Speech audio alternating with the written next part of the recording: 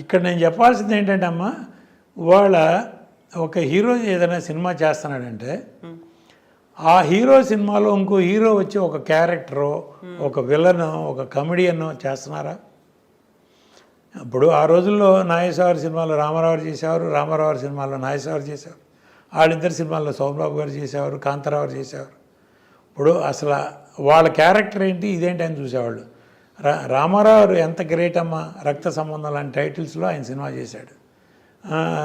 నిరుపేద, రాజు పేద, ఇట్లాంటి కథల్లో సినిమాలు టైటిల్స్గా పెట్టి సినిమాలు చేశారు.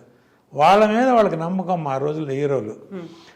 వాళ్ళ హీరోలు నా హీరో ఏం చెప్తే అది నేను వినాలి, నా హీరో నా డైరెక్టరు ఏం చెప్తే అది నేను ఏసీ రూమ్లో కూర్చొని సినిమా తీయాలి, నేను సెట్లోకి వెళ్ళకూడదు, Ramanaidu గారిలాగా trolley తోయకూడదు, crane ఎత్తకూడదు.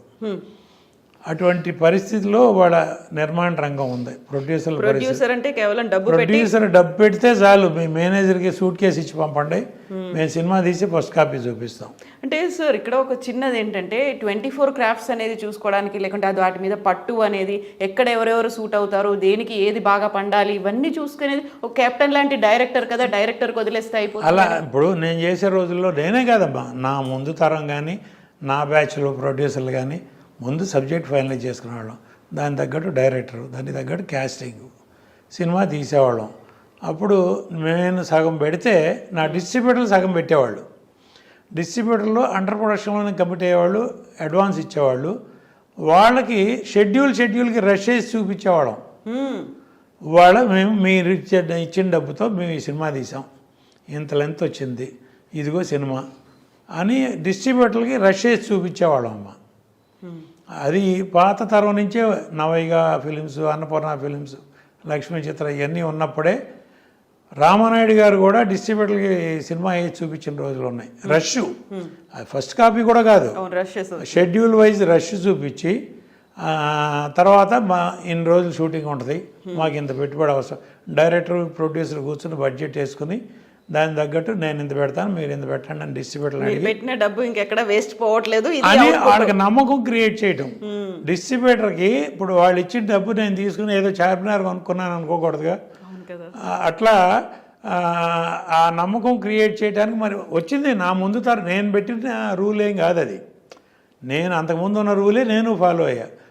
షెడ్యూల్కి rush చూపించేవాళ్ళం. Cinema అంతా అయిపోయినాక 8 లెంత్ ఎంత లెంత్ వచ్చిందో బిఫోర్ రీ రికార్డింగు రాజ్ కోటి, ఎడిటర్సు, డైరెక్టరు, మేము, హీరో అందరం కూర్చొని రష్ చూసేవాళ్ళం. ఫుల్ డబుల్ పాజిటివ్ చూసేవాళ్ళం. సినిమా చూసి ఏమైనా యాడ్ చేయాలా, రీషూట్ చేయాలా, లేకపోతే ఏదైనా ట్రిమ్ చేయాలా, ఆ స్టేజ్లోనే ట్రిమ్మింగ్ అయిపోయేది. అయిన తర్వాత రీ రికార్డింగ్కి వెళ్ళేవాళ్ళం. ఆ తర్వాత ఎఫెక్ట్స్ ఫస్ట్ కాపీ. వాడు అసలు డైరెక్టర్ ఏం చేస్తున్నాడో, ఏం తీస్తున్నాడో, ఎక్కడ తీస్తున్నాడో, ఆ సినిమా ప్రొడక్షన్ ఎగ్జిక్యూటివ్ ఈపీ అంటారు ఇప్పుడు కొత్తగా. ప్రొడ్యూసర్ అయినా పెద్ద వీపీ, ఆయన ఒక ఈపీ, ఆయన పెట్టి సినిమా తీయాలి. ఇప్పుడు ఆ సినిమా ఎంత ఖర్చు అయిందో తెలియదు, ఎంత నా సినిమా మీకు ఎంత బడ్జెట్లో తీస్తారనేది బడ్జెట్ అడగకూడదు డైరెక్టర్ని, కొంతమంది పెద్ద డైరెక్టర్ని. ఆయనకి కార్పొరేట్ పర్మిషన్ ఇవ్వాలి. ఆయన ఏం తీసిస్తాడో అది మన అదృష్టం, మహాప్రసాదం. ఒక కథ ఉందా లేదా, ఏం కథ తీస్తున్నాడు లేదు. ఒక డైరెక్టర్ వెళ్ళి ఒక హీరోకి కథ చెప్తాడమ్మా, హీరో ఓకే అంటాడు, వాళ్ళిద్దరూ కలిసి ప్రొడ్యూసర్ని పిక్ చేస్తున్నారు. ఇప్పుడు ప్రొడ్యూసర్ వెళ్ళి హీరోకి లేకపోతే డైరెక్టర్కి అది పోయింది. మా కథ ఇక్కడ రివర్స్ టెండరింగ్. రివర్స్ టెండరింగ్లో డైరెక్టర్ వెళ్ళి హీరోకి కథ చెప్తే హీరో ప్రొడ్యూసర్ని పికప్ చేస్తాడు. నేను పలానా కథ విన్నాను, బాగుంది, మీరు వినండి, నచ్చితే మీరు చేయండి. కెపాసిటీ ఎవరికి ఉంది, ఆ ప్రొడ్యూసర్కి కెపాసిటీ ఉందా లేదా, ఎవరైతే సూటబుల్ ఆయన పికప్ చేస్తారు. ఇప్పుడు మళ్ళా ఆయన అన్ని రకాలుగా ఆలోచించి, ఇప్పుడు నా రోజుల నుంచి ఉన్నాయి, పలానా ప్రొడ్యూసర్ మనం డేట్లు ఇచ్చామంటే ఆ సినిమా కరెక్ట్గా అది తీయగలరా లేదా, సరిగ్గా మార్కెటింగ్ చేయగలరా లేదా అనే డౌట్ ఉండటంలో తప్పులేదు. అది ఎవరి కెరీర్ వాళ్ళు చూసుకునే రోజుల్లో. కానీ వాళ్ళు పిక్ చేయటమే ముందు ప్రొడ్యూసర్ని, పలానా ప్రొడ్యూసరు ఆహా పర్వాలా, ఈయనకి ఒక 5 కోట్లు 10 కోట్లు లాస్ వచ్చినా తట్టుకోగలడు అటువంటి వాళ్ళని పెడుతున్నారు. ఇప్పుడు సోకాళ్ళు ఇప్పుడు ఫలానా అని చెప్పకూడదమ్మా. వాళ్ళు డైరెక్టర్లు సినిమాలు తీస్తున్నారండి. ఇప్పుడు శంకర్ ఫర్ ఎగ్జాంపుల్ నేను చెప్తున్నా, నిన్న రిలీజ్ అయింది ఇండియన్. అవును, భారతీయుడు 2. ఆ రిపోర్ట్ ఏంటో నాకు తెలుసు. నేను సౌత్ ఇండియన్ ఫిల్మ్ ఛాంబర్లో ప్రెసిడెంట్గా ఉన్నప్పుడు లైకా ప్రొడక్షన్స్ వాళ్ళు ఆ శంకర్ మీద కంప్లైంట్ పెట్టారు. ఇది ఒక బడ్జెట్ మాకు రిటర్న్గా అగ్రిమెంట్ ఇచ్చి అనుకున్న బడ్జెట్ ఖర్చు అయిపోయింది, సినిమా 70% కూడా అవ్వలేదు, ఇంకా కంప్లీట్ చేయాలంటే నాకు కార్పొరేట్ పర్మిషన్ ఇస్తే కానీ నెక్స్ట్ షూటింగ్ ప్లాన్ చేయను అని కండిషన్ పెడితే ఆ ప్రొడ్యూసర్ లండన్ సుభాస్కర్ నాకు ఫోన్ చేసి ఇట్లా ఉంది ఏం చేయాలంటే మరి ఏం చేయమంటారన్న. మేము కంప్లైంట్ పంపిస్తాం, మీరు టేకప్ చేయండి అన్నారు. చేశాను. వాళ్ళని పిలిపించాం, మాట్లాడాం. తర్వాత వాళ్ళు మళ్ళీ డైరెక్టర్తో గొడవ ఎందుకులే అని కాంప్రమైజ్ అయ్యి ఏదో ఒక బడ్జెట్ అనుకుని కంప్లీట్ చేసి ఆ అనుకున్న బడ్జెట్లో కూడా అవలా. తర్వాత 236 కోట్లు అగ్రిమెంటు, 230 తర్వాత ఇంకొక 150 కోట్లు ఎక్స్ట్రా ఇచ్చేదట్టు ఆ సినిమా కంప్లీట్ చేయడానికి. అది కూడా అయిన తర్వాత ఇప్పుడు 600 దాకా అయిందని అంటున్నారు. అది అంతవరకు నిజం, ఆ పెట్టిన నిర్మాతకు తెలియాలి, తీసిన దర్శకుడికి తెలియాలి. అలాంటి సినిమా 6 ఏళ్ళు పట్టిందమ్మా. 6 సంవత్సరాల సినిమా మొదలుపెట్టిన కాడి నుంచి లైకా ప్రొడక్షన్స్ కాబట్టి వాళ్ళు ఏదో లండన్ నుంచి డబ్బులు పంపిస్తున్నారు, ఇక్కడ ఎవరో ఎగ్జిక్యూటివ్ ప్రొడ్యూసర్లు సినిమా తీస్తున్నారు, శంకర్ ఇష్టం వచ్చినట్టు తీస్తున్నాడు. తీస్తూ ఉంటే కంప్లీట్ మధ్యలో పాండమిక్ వచ్చింది. అఫ్కోర్స్ ఒక 2 ఇయర్స్ పోయింది. ఆ టైంలోనే ఈ కంప్లైంట్ ఇదంతా వచ్చింది. తర్వాత అప్పటికి ఆ పాండమిక్లో ఆ సినిమాలో యాక్ట్ చేసిన 5 ఆర్టిస్టులు చనిపోయారు, ఇంక్లూడింగ్ వివేక్. మెయిన్ క్యారెక్టర్ వేసే వివేక్తో సహా చనిపోయారు. 5 చనిపోయారు పాండమిక్లో. అది మార్చి ఇది మార్చి కథ మార్చి మళ్ళీ ఎట్టాగొట్ట కంప్లీట్ చేసి బయట. నేను ఆ రోజున వాళ్ళకి లైకా ప్రొడక్షన్స్కి ఒకే ఒక సలహా చెప్పా, ఇప్పుడు వరకు మీరు 236 కోట్లు పెట్టామన్నారు, ఇది పోయింది అనుకోండి, మీరు ఫర్దర్గా పెట్టే ప్రతి రూపాయి లాసే వస్తుంది, జాగ్రత్త అన్న. నేను అంత వారం చేశాను, వాళ్ళని కావాలంటే అడగండి. చేస్తే కాదు సార్ మాకు ప్రెస్టేజ్ ఆగిపోతే సినిమా బాగోదు, కమలాసన్ గారి సినిమా ప్లస్ మా బ్యానర్కి ఇమేజ్ అది ఇది అంటే సరే మీ ఇష్టం. కార్పొరేట్ పర్మిషన్ ఇచ్చారు, సినిమా తీశారు, ఇది పరిస్థితి. అది ఇంకా దానికి ఇండియన్ 3 ఒకటి వస్తుంది మళ్ళీ, మీరందరూ కాసుకోండి. రీజన్ ఏమై ఉంటుంది అనుకుంటున్నారు మీరు?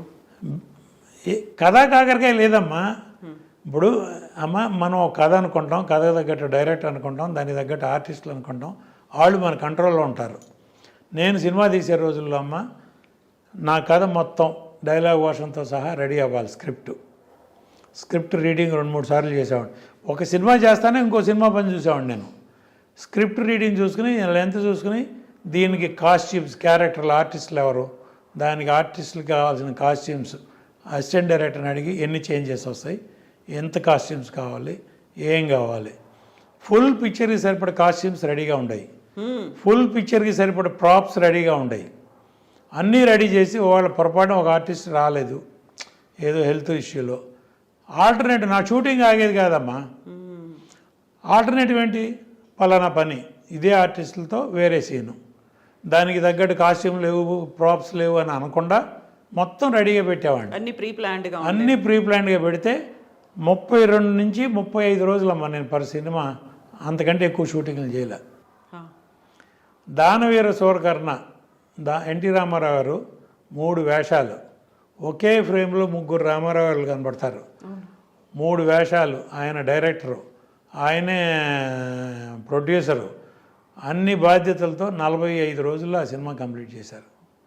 With so much in camera work, graphics లేవు ఆ రోజుల్లో. మిచెల్ కెమెరాలో 3 రామారావు గారు ఫ్రేమ్లో ఒకేసారి కనపడేవాళ్ళు. ఆ సినిమా 45 రోజుల్లో రామారావు గారు చేశారు. ఒక డెడికేషన్ అమ్మ. అదే ఇవాళ 6 సంవత్సరాలు కాదు 10 సంవత్సరాలు ఇవ్వండి ఎవరైనా తీయమని చూద్దాం, ఇంపాసిబుల్ అనమాట. వాళ్ళ అంటే ఒక రకంగా మాట్లాడితే టెక్నికల్గా పెరిగిపోయింది, ఇండస్ట్రీ పెరిగిపోయింది, టెక్నాలజీ పెరిగిపోయింది, మీ కథలు పెరగలేదు కదమ్మా. అమ్మే, నాన్నే కదా, మీకు అయ్యే కథలు కదా. ఎట్టా చెప్తారో ద వే ఆఫ్ టెల్లింగ్. మీరు 100 కోట్లు రిస్క్ చేసి ఆ 100 వస్తాయా రావా అని భయపడే బదులు 10 కోట్ల 10 సినిమాలు తీయండి, 10లో 5 సినిమాలు పోయినా 5 సినిమాలు మనం కాపాడతాయి. ఇట్లాంటి ఒక్క సినిమా పోతే మన గతేమాను. లైకా వాళ్ళు కాబట్టి తట్టుకున్నారమ్మా, అదే ఇంకొకటైతే. ఈ మధ్య కాలంలో హైదరాబాద్కి సంబంధించి చిన్న చిత్రాలు లేవు, సింగిల్ స్క్రీన్స్లో మేము ఏం ప్రదర్శించుకోవట్లో తెలియట్లేదు, అందుకని మేము కొన్ని రోజులు బంధిస్తున్నాము, సింగిల్ స్క్రీన్ థియేటర్లు కొన్ని రోజులు పనిచేయవు అన్నారు. ఇదే రీజన్ కదా? ఇదే రీజన్, అదే చెప్తున్నానమ్మా. ఇప్పుడు పెద్ద పెద్ద సినిమాలు డిస్ట్రిబ్యూటర్లు కూడా కొంటలేదని చెప్పి అంటారు. చిన్న సినిమాలు ఇప్పుడు తమిళ్ మలయాళంలో చిన్న సినిమాలమ్మా 10 కోట్లలో తీసిన సినిమా 200 కోట్లు కలెక్ట్ చేస్తాను. ఆ మాత్రం తెలివితేటల క్రియేటర్స్ మన దగ్గర లేరా?